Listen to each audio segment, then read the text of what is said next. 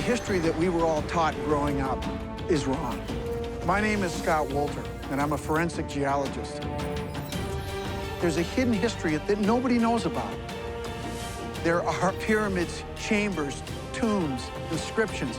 They're all over the world. We're going to investigate these artifacts and sites, and we're going to get to the truth. Sometimes history isn't what we've been told.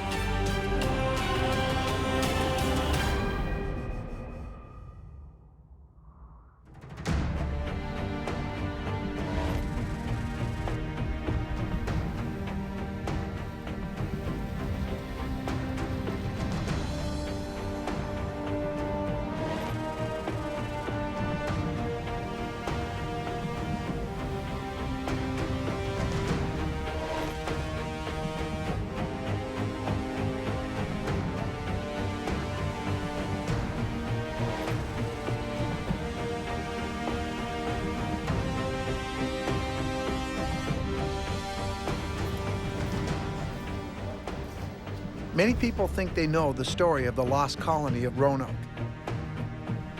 But chances are they don't know this.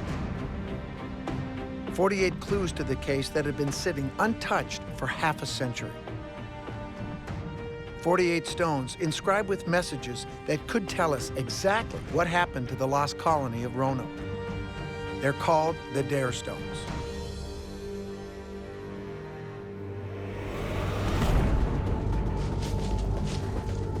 Allegedly carved by colonist Eleanor Dare, they were scattered throughout the South. A trail of clues to the settlers' fate. All of the stones were found during the Great Depression over a period of just 4 years. The short time frame of discovery for so many artifacts led scholars to declare them fakes. But academics have been wrong before, and that's why I'm going to study them myself.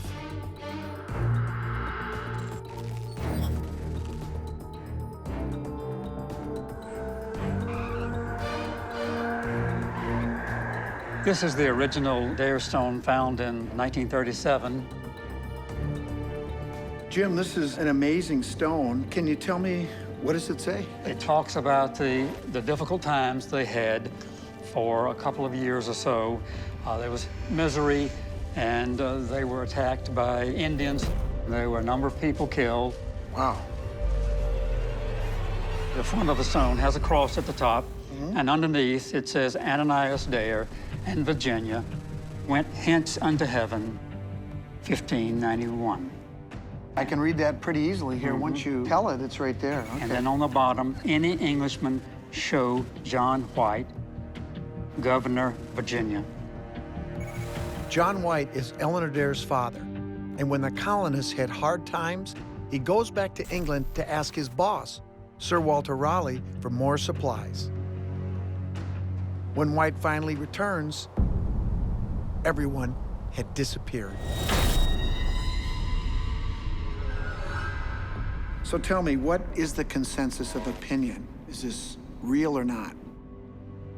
The general consensus is that this stone is fraudulent. If this stone were considered to be authentic, then all the American history textbooks would include this story of what happened to the Lost Colony. But they do not. Well, maybe they should. That's what I intend to find out.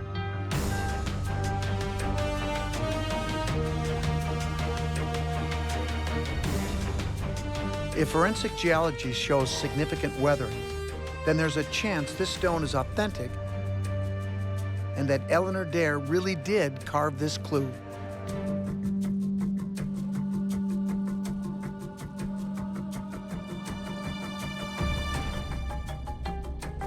My cursory look at this rock, it looks like a quartzite. Yes. So quartzite's very hard, very durable. It really doesn't chemically weather. It will physically weather, but it's really not going to give us a nice linear weathering profile that we might with other rocks. What I want to do is generate a three-dimensional image so we can actually look at the profile of this groove. Okay, so it's a nice rounded groove, and we can add some color. And the blue is the lower depths, of course, and the red is the topographic highs. So we can get a nice image here. We can get some indication of age by looking at what we call coatings or secondary deposits that get laid down both on the surface and down into the cracks and in between the crystals.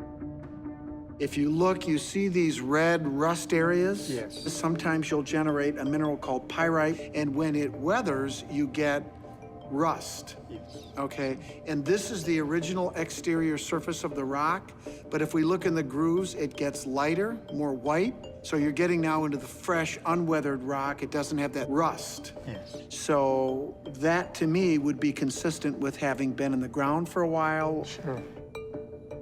I have to say, Jim, right now, I like the stone number 1. I'm leaning towards authenticity. Very good. I said in 1979 in an interview that I thought there was a 50-50 chance that this stone was authentic. But maybe you've given me a different perspective here. Even though this dare stone, the first one found, looks authentic to me, I need to see all the others.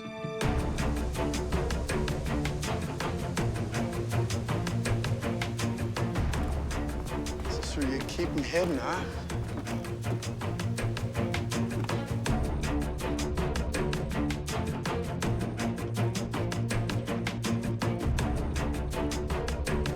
If I see the same level of weathering on the other 47 stones as I did on the first, then they might be legitimate clues to the lost colony.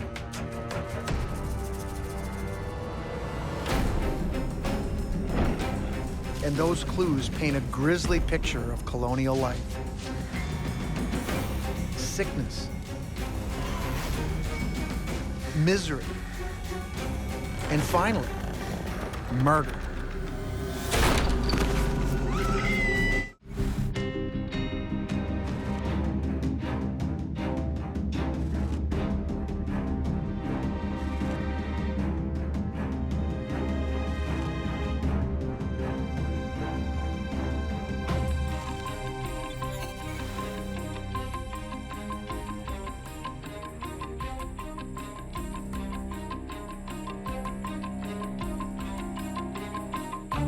Well, I tell you what, one of the things that jumps out at me right away, this geology here, here, here, and here is different than the other stones we've already looked at.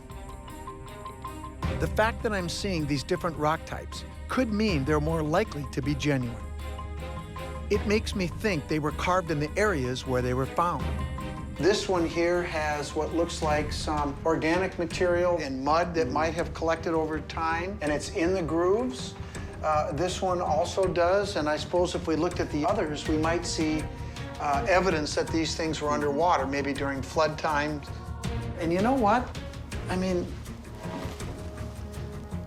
that looks weathered. I mean, just my gut feel, it just looks weathered. As does this one. I mean, my God, that's weathered like crazy. Interesting. I'll tell you what, after looking at these stones in here, I'm liking what I'm seeing. Do we have a map that shows where these artifacts were found? Yes. Okay. There's a map showing the locations. Here's the original settlement, Roanoke, and about 60, 80 miles away, the original stone was found. And then southwest down to Greenville, South Carolina, 15 more stones were found. The remaining 33 stones were found north of Atlanta, primarily. Have people questioned why these are spread out over such a large distance? People are concerned about the likelihood of this many stones found over such a long distance. The counter to that would be, here's where they were found. Something must have compelled them to travel that great distance. And, you know, at that time and place, a stranded colony, you can imagine all kinds of things. But what's interesting is it seems, starting at Roanoke, it's almost like we have a breadcrumb trail of these stones leading to wherever they ended up. God, this is amazing.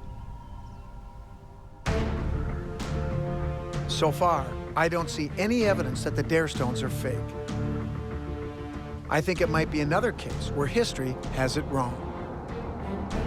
These stones could spell out where the colonists went and how they died. But why would they travel so far inland? Before I can understand the end of the story, I need to travel back to the beginning, the place where the colonists were last seen alive.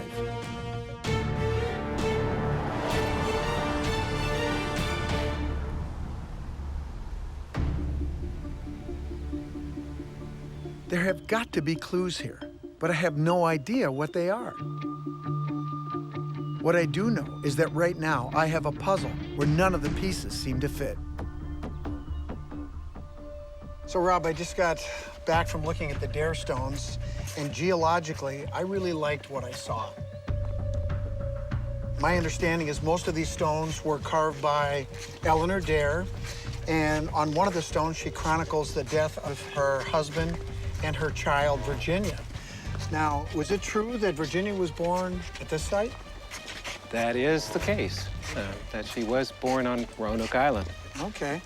So when the colonists first got here, what would they have had for resources? A lot of timbers for making ships, making houses and furniture. And there's also medicinal plants, such as that sassafras we see over there at the base of that pine tree. Okay, I thought they used that for root beer, but actually you're telling me medicinal purposes. Okay. So there's the big question, Rob. What happened to the colonists? I know there's a lot of theories out there, but what do you think? If they left here in an organized way, eventually they're going to fall prey to an attack by native people, to bad weather like a hurricane if they're traveling across the water. Okay. Chances are the survivors would have assimilated into local native tribes. So this brings up the whole notion of the Native Americans and the relationship that they had with them. Was it contentious? Was it good? What do we know about that? Not a very good relationship. They're finding that they're not welcome here. In fact, if you stray too far away from your group, you're going to likely get killed. And there was one colonist we know of who did stray away 2 miles along the shore crabbing, and he's found later and he's not alive. They would learn the hard way, really. Clearly, things didn't go as planned. I mean, that we can all agree on that. I keep looking down the axis of this thing here, which, when I look at the enclosing walls, I think it looks like a defensive posture and maybe a lookout, or what do we think this was? Yes, that protrusion that goes out from the rest of the earthworks is going to be a good place to post someone and keep note of anything that might be worth getting concerned about. You know, when I look at this structure and these walls, this has an interesting, almost geometric shape to it. So there's an intelligence, obviously, but a strategy behind the way that they built this fort. Here's that protrusion that we just talked about. Yes. There's the gate. And you know what? There definitely is the geometry here. It kind of looks like a diamond. Wow. All right, what do we know so far? We know that John White went back to Europe, and 3 years later he came back, and they were gone. What other clues do we have that tell us anything about the colony that was found here? We've got the clues left behind by those colonists, evidently. Large letters, C-R-O-A-T-O-A-N, along the north shoreline on a palisade post that surrounded the location of the houses. So the word Croatoan was carved into a post here at Roanoke. I know Croatoan was the name of a Native American tribe who was friendly to the colonists, and it was also a physical place somewhere in North Carolina. Maybe this is where the colonists went after they left Roanoke. One thing is for sure, I need to check it out and get some answers.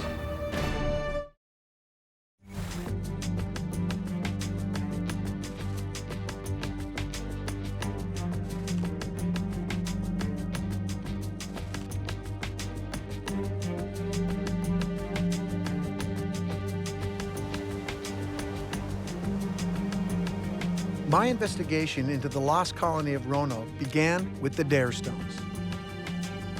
48 stones with messages that could be clues telling us what happened to America's first European settlers. Some people think the stones were part of an elaborate hoax. but the weathering of the inscriptions suggests to me they're genuine. Another clue to the case cropped up in the opposite direction of where the stones were found.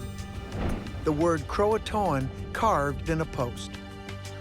I'm on my way to what was once Croatoan Island, today known as Hatteras Island. I need to know if the colonists actually came here. And if they did, how this clue connects with the Dare stones.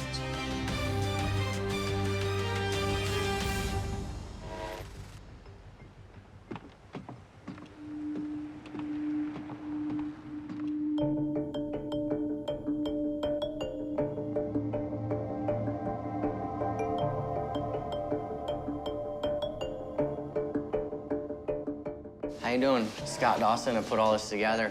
Okay, I wonder if you had any questions about it. This is a great display here. I'm a forensic geologist, and I've been investigating the Dare stones and the Lost Colony. They mentioned that some clues might be found here. I guess there was a carving left by the colonists. Sure. The colonists in 1587 carved out the word Croatoan on a palisade. And a palisade is a circle of what looks like telephone poles or trees that went around where the settlement was to protect them. And so the most obvious place to leave a message would be on the palisade, and that's why they put it there. And Croatoan is the name of the island we're on now, which is actually where the English had lived and traded. Now they call it Hatteras, right? They call it Hatteras now. And we've been digging on the Croatoan village for 4 years now. But I have some things that you'd probably be interested in. I would love to see them. That'd be awesome. These are glass trade beads, and they started making them around 1550. And we know that the English brought lots and lots of these things over to trade to get deer skins and pearls and tobacco. So these are datable items, right? These have a datable range, so they're prior to 1650, but we don't know exactly how old they are. Sure. This glass, however, they quit making this glass in 1600, and you can tell it's been worked and snipped with iron tools. Oh, napped, kind of like an arrowhead? Right, exactly. Now, this type of glass would be in a window. It's window glass. Wow, cool. So we have here artifacts that are found in the time period, but we don't have anything that is a deadlock, if you will, connection to the Lost Colony. That's correct. We have not found Virginia Dare's pinky ring or anything of that nature, but for me, the proof is not in the archaeology, it's common sense. They went to Croatoan as they indicated. You've got a situation that these colonists are walking into where the Indians on the mainland want to kill them and have attacked and killed them twice. And they actually came to this island to get help. You don't really think they were lost, do you? No, I think they were never lost. They came to Croatoan. The problem with your thesis, from my perspective, is that we have the Dare stones standing squarely in the way of that. So what that means to me is that you've got a pretty compelling story. You've got documents, you've got artifacts, and yet we have the Dare stones that stand in conflict with that. So to me, what seems to be a logical explanation for that is that perhaps the Dare stone is fake. Well, no. To me, that's the logical explanation, because that's the one thing that doesn't fit, is the stone. So all of this is wrong and the stone is correct, or all of this is correct and the stone is fake. There's another explanation. They split up. We have a strong evidentiary trail that leads to this party splitting up, one going west, the other coming south. That's where I'm at right now. Don't know much about the stones. I don't put a lot of weight into things that come after the fact. You can argue that they split up and these different things, and all of that is just speculation. But as far as what is written down and what makes logical sense, going west does not make sense. The only thing that I can do is testify to factual evidence. The whole thing about, well, you know, at that time in 1937 when that stone was found, there were all these stories, romanticism, all that stuff is irrelevant. Facts are the things that carry, no, they are irrelevant. In a court of law, they're irrelevant. And so if the facts stand in the way of speculation, the facts win. The Dare stones suggest that somebody, including Eleanor Dare, went west from the Roanoke colony. So until we can clear that up, we have to investigate.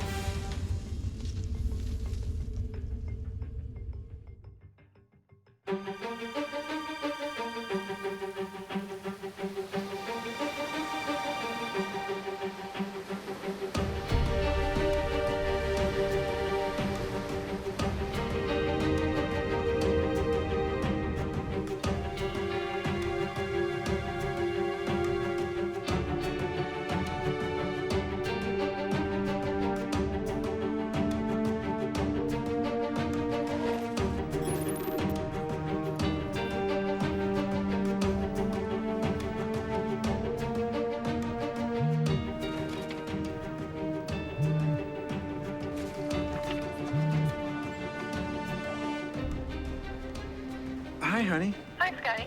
How's North Carolina? Well, it's a little overcast right now, but I should be heading out of here coming your way soon. Good, good. What did you find out about the Lost Colony? I'll tell you what, I had a chance to look at the Dare Stones, and they are amazing.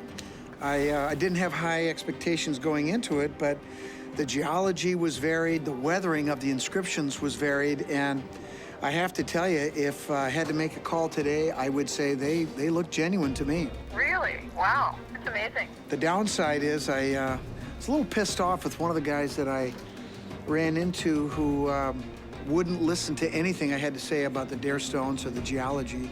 He was totally convinced that the colonists came down south of Roanoke to his area and absolutely was closed-minded to any of the geologic work, so that was disappointing. Oh, I bet. That would be. Yeah. Well, I might have another clue for you. Oh, yeah? What's that? Did you get my email? No, I didn't. Let me just pull up my computer here. I just read this in the morning paper. It's hot off the press. You'll want to see this. Ancient map could solve colony cold case. What's this all about? This map was drawn by the colony's governor, John White, Oh, yeah. and it's just been sitting in the British Museum all this time. And someone noticed that there's a patch placed over in part of North Carolina. A patch. Yeah, it might be hiding something underneath there. It says right here, this map may hold the answer to one of the most famous mysteries in American history. Well, I tell you what, if that's true, I need to see it. I mean, this could be the next clue that I need. I guess I'm not coming home right now after all. I'm going to England.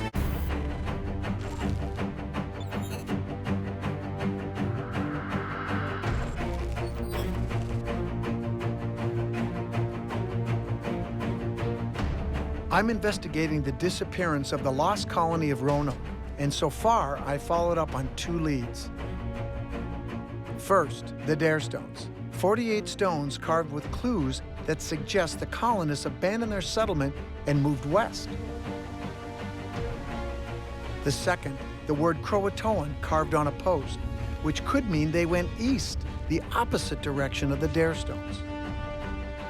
Now, I'm following a new lead. My wife Janet told me about a map drawn by the colonist governor, John White, that could turn this whole investigation on its head. Apparently, there's a mysterious patch on a map drawn by John White here in England, and I want to know what's underneath it. Maybe for the last 400 years, everyone has been looking for the lost colonists in the wrong place.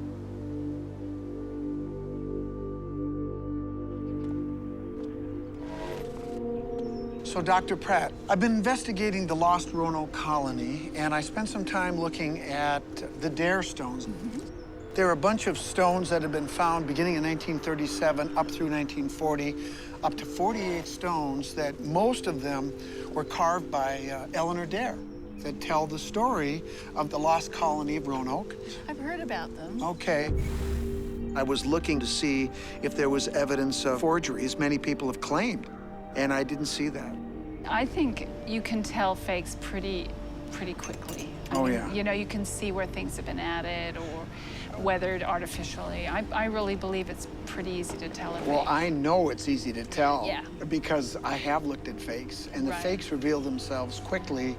It's the ones that are real that seem to hang around. Yeah. People never quite get it right. But what I want to know today, and talk about your area of expertise, is about this map that John White made. And can you tell me a little bit about that map? Well, it's called the Virginia Pars map, Okay. and I believe that means Virginia country Okay. in translation. And it is probably one of the earliest and most accurate for that period. They've actually laid a modern-day map over the top of it, and it's very, very similar, even with all the shifting of the sand. So that's It's really accurate. that makes the person who made it quite an extraordinary character, and that's John White. And it's probably dated sometime between 1585 and 1590 when it was engraved. Here we have a copy of the map for us to look at. So we can see the whole coastline starting up here in the Virginia area and coming down into North Carolina. This is Albemarle Sound and the Chowan River, and then also indicating Roanoke Island Croatoan In red. to show that these might be friendly areas where the Indians were more friendly. Okay.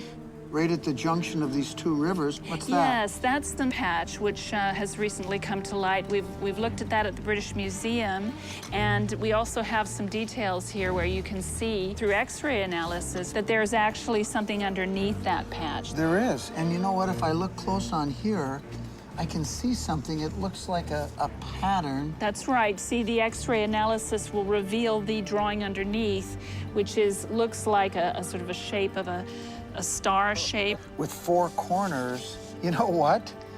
I've seen that before. I've seen something very similar. It was on Roanoke Island. Now, this is my first initial sketch. Oh, that's interesting. That's very similar. That kind of looks familiar, doesn't it?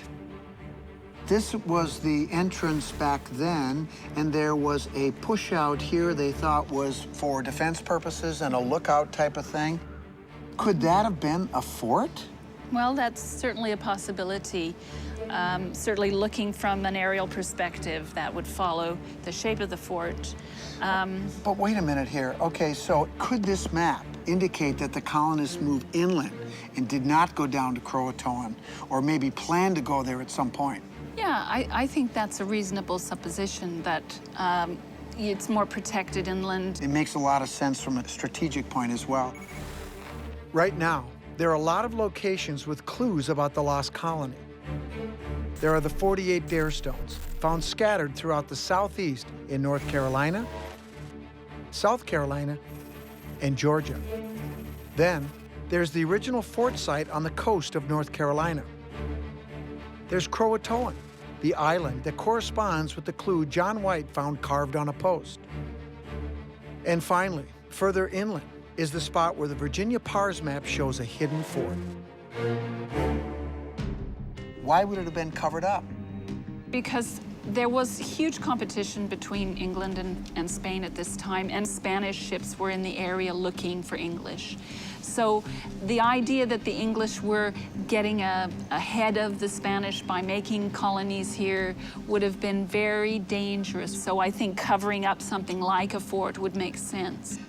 You know, Stephanie, both the dare stones and this map suggest, in my mind, that the colonists had to have gone inland. If so, why did they do that? Could it have been because of the natives, they were in danger from them? Or could it have been some well-laid-out plan? Could it have been John White involved, or was it his boss, Sir Walter Raleigh? Well, I think that that's plausible, and I'm sure he would have plans about how to establish a colony and how to protect it and how to keep it safe. But we've learned a little bit about John White, but the person I need to find out about now is this Sir Walter Raleigh. I need to know more about him.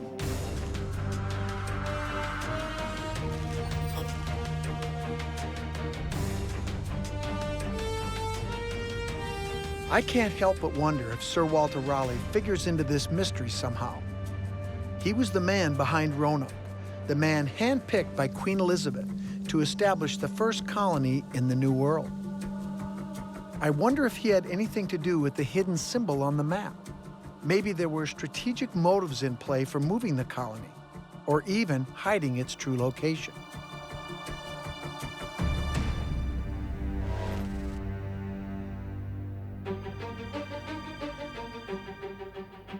Mark, I'm investigating the lost colony of Roanoke. And, of course, the story starts over on this side of the Atlantic in England.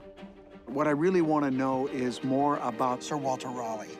Sir Walter is not a lazy man. Everywhere you look, Sir Walter's hand is in the action.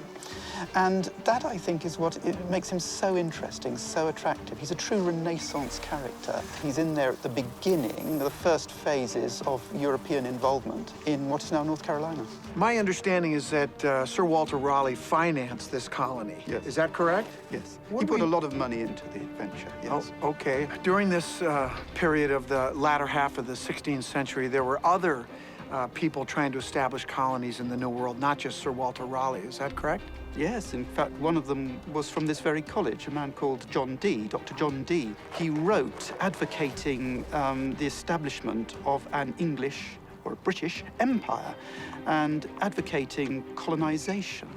There were many like him. It was in the air at the time. So John Dee was a British expansionist. Would this have been a forerunner to the colony? One of Dee's arguments was that the English, British, had been in North America long before Columbus's voyages. And so the British did have a prior claim. His argument of the case, of course, makes it easier for Sir Walter Raleigh, Queen Elizabeth I, to claim the New World. What were Raleigh's motives for sending the colony over, do you think? Well, for his own personal motives, of course, it's land and property. Well, the land grab is important for Sir Walter. He's a younger son. And in the way of things, the estates have all gone to older brothers, and he doesn't get anything. So now he's a favourite of the Queen. He wants to make something for himself and for his family. From the point of view of the state, what he's looking for is a military base. The other thing, of course, they're looking for is something that the land produces that is worth exploiting back home. Silver and gold would be ideal, but if you can't find those, then useful crops, useful plants, for example, sassafras, which comes up in the early accounts as a useful plant. You know, I was just over at the colony site at Roanoke and in the area. We saw lots of sassafras. So if they're looking for sassafras, why? Well, sassafras is a versatile plant. It can be used as a food flavoring. At the time, it is also given a lot of curative properties for diseases, particularly for syphilis. I know that syphilis was running rampant in England at that time. What a lot of people don't know is that some scientists believe it was a disease introduced to the continent by none other than Christopher Columbus after his voyage to the New World. At that time, sassafras was considered the only treatment for this New World disease.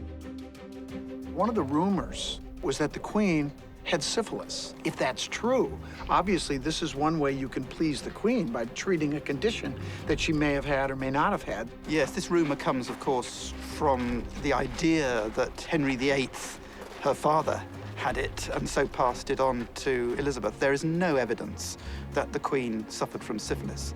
So do you think that sassafras might have been a motivation for them to move inland? It might have been. If it's on the list of commodities to go and look for, then you have to go where the sassafras is. I recently looked at a map that John White made, and there's an area that's covered up with a patch. And looking carefully underneath that patch, it appears to be a symbol of what looks like a fort. Any thoughts about that? One of those tantalizing, mysterious clues, which, effectively, we need to work further on. You know, when I look at that symbol on the map, what I think is that this was where John White wanted to build, or Sir Walter Raleigh wanted to build a fort. We have a lot of clues here that the colony went inland. And if there's a place where the secret symbol on the map, the sassafras, and the Darestone clues all come together, we just might find the lost colony.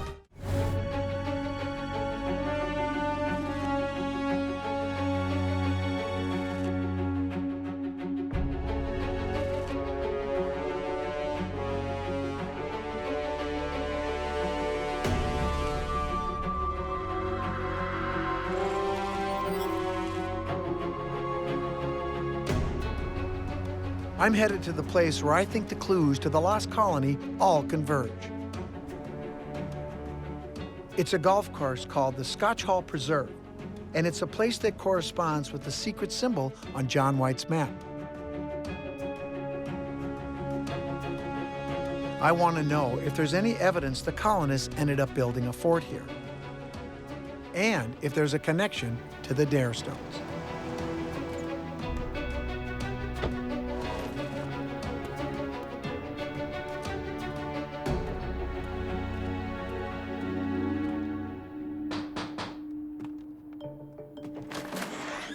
Yes, sir. Hi, Scott Wolter. Jim Hughes, Scott. Nice to see you. Say, I'm looking into the Lost Colony of Roanoke. Does that ring a bell at all? Yes, sir. That's big news around here. The reason I'm here today is I recently looked at a map over in England that led me to here, and I'm looking into the possibility that maybe the Lost Colony came here. And I was wondering if I could take a look around, or if it would be possible maybe you could show me. Absolutely.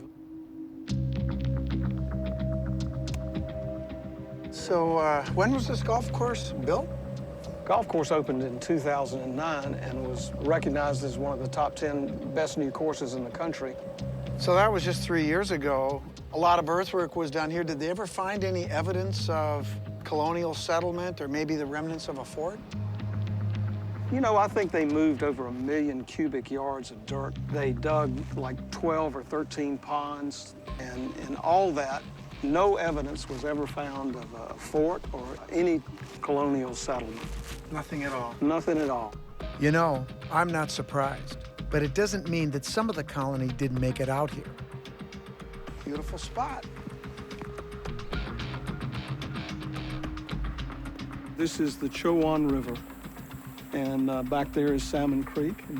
Okay, and this leads out to the ocean here. Right, this is the Albemarle Sound, and if you follow it on out, you'll hit the Outer Banks. Okay, so this area where the map was repaired and John White drew what appears to be a symbol representing a fort is covered up, that would be here.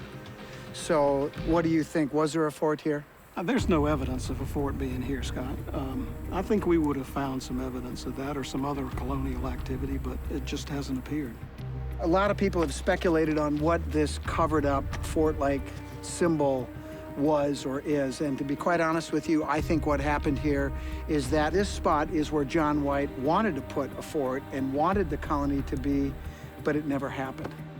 However, that doesn't mean that some of them didn't get here. Which brings me to the next map, and that's a modern-day map, and what we have plotted on here is where the Dare stones were found. Yeah. There were a total of 48 stones found over a 300-mile stretch, beginning in 1937 up to about 1940. Now, here's where the first stone was found, and the only reference that we have says it was found near a town called Edenton. It's right across there, right across the river on the north side. Oh, you gotta be kidding me. So we're right in the same area. My theory is right, because I believe Eleanor Dare must have known that there was going to be a colony here or a fort here. And so maybe she tried to get back to the one place that she knew her father might look for her. Wow.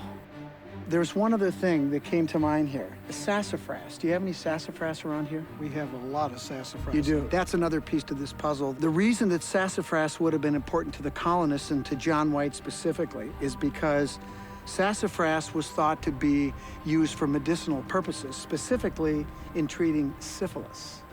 I'm sure that had something to do with this whole desire to eventually cultivate and bring back sassafras to England. It's a hell of a story, Scott.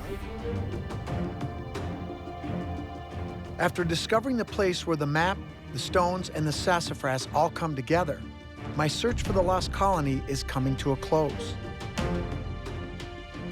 But geology is key to putting this case to bed. Something I learned in my forensic study of the Dare stones was that the original stone found in Edenton was carved on a piece of quartzite. And now I need to find out if quartzite is native to the area. If Eleanor Dare really carved these messages, she would have used whatever stones were nearby.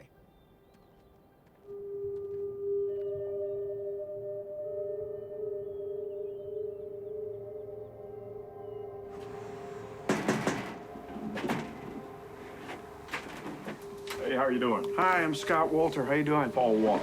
Nice to meet you. I'm sorry to bother you here this morning, but this may seem like a strange request, but I'm interested in your rock garden, the rocks specifically. What is the origin of these? Did they come from Edenton here? Yes, They did? along the banks of the Choin River. Okay. Is there any place nearby where I could take a look where they're actually coming out of the ground? Sure, right out on the river there. You can see Okay. them along the banks. If Paul can show me some indigenous quartzite, it would bring me one step closer to solving this mystery.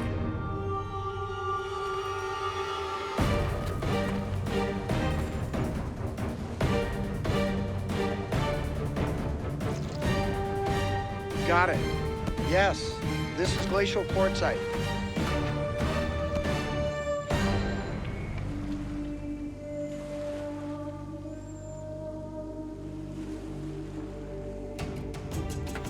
Finding quartzite along the riverbank in Edenton is like finding the last piece of an elaborate puzzle. Forensic geology told me that the message on the first dare stone is likely very old. The discovery of quartzite is also consistent with the message being carved on stone local to the area. And both those discoveries suggest to me that the first dare stone found, and maybe the others, are genuine. I'm convinced that the colonists moved throughout the region and left the stones behind as a breadcrumb trail marking where they'd been. Maybe they did go to Croatoan for a time, but the stones suggest they eventually moved inland. I believe the dare stones should have been taken seriously a long time ago. History ignored them because they didn't fit into the story we've been told. But now, my science tells a new story.